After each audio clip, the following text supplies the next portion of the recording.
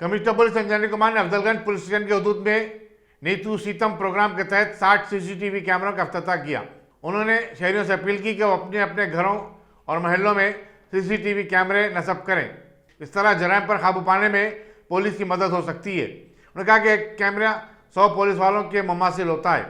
इस मौके पर जॉइंट कमिश्नर पुलिस इजुन एम रमेश, जंबा के बीजेपी कॉर्पोरेटर राकेश जायसवाल और दूसरे पुलिसदार भी मौजूद थे। नहीं जानते, आप अपने बगल वाले बिजनेसमैन को नहीं जानते हैं, उसके यहाँ जो कस्टमर आ रहे हैं वो भी नए नए आ रहे हैं।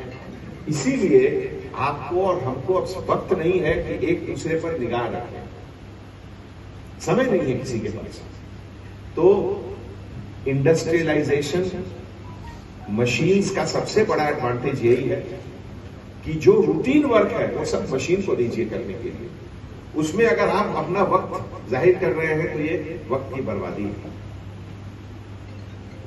अब अगर हर ट्रैफिक के जंक्शन पे कांस्टेबल ऑफिसर को खड़ा करके हाथ से ट्रैफिक सिग्नल शुरू किया जाए, वो संभव नहीं है, क्योंकि हैदराबाद में, केवल हैदराबाद में 5000 से ज्यादा जंक्शन है।